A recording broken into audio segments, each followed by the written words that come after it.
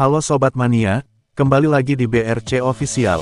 Ada kabar menarik nih mengenai PSM Makassar, siap menantang Arema FC, di Stadion Supriyadi Blitar, Senin, tanggal 10 Februari tahun 2025.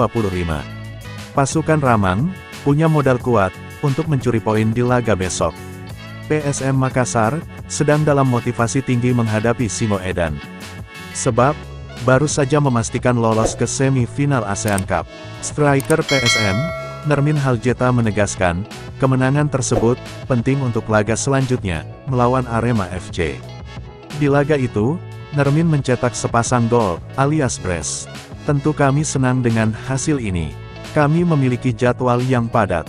Kemenangan ini, sangat penting untuk pertandingan selanjutnya melawan Arema FC, ungkap Nermin, dilansir laman PT LIB. PSM Makassar, tentu memasang target menang melawan Arema FC.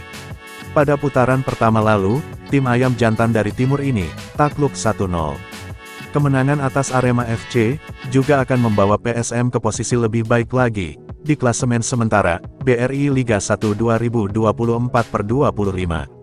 Saat ini, Nermin Haljeta CS, berada di posisi 10, dengan poin 31.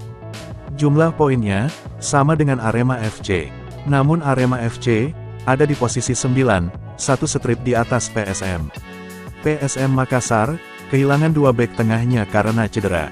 Pelatih Bernardo Tavares, tetap kalem, meski PSM tidak mendatangkan bek pelapis, di bursa transfer Januari lalu. PSM bakal tanpa Yuran Fernandes, dan Aloisio Neto, untuk sementara waktu karena cedera.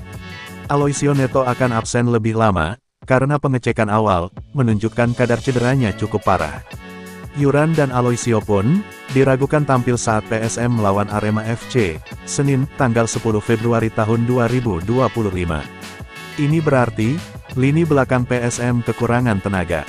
Tim Juku Eja, juga bakal kehilangan Victor Luis, yang terkena hukuman akumulasi kartu kuning. PSM sempat mencoba beberapa rotasi, untuk menambah lini belakang. Seperti Akbar Tanjung, yang seorang gelandang bertahan, bermain lebih ke belakang, menjadi bek tengah.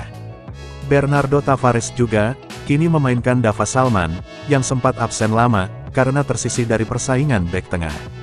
Akbar dan Dava pun, akan menemani Syahrul Lasinari, yang selalu menjadi andalan di lini belakang.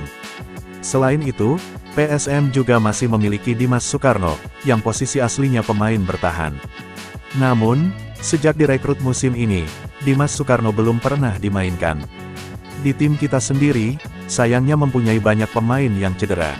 Sayang sekali, bahkan mungkin bisa jadi, kita harus memainkan pemain yang belum pernah kita mainkan, atau mendapatkan menit bermain yang sedikit, ujar Bernardo Tavares. Inilah skuad kita sekarang, inilah skuad yang kita punya. Siapapun yang tampil, artinya mereka yang terbaik dari yang lain, tambah pelatih asal Portugal itu. Nah itu dia sobat untuk update kabar hari ini. Bagaimana pendapat kalian sobat? Tulis pendapat kalian ya sobat, dan jangan lupa like, komen dan subscribe.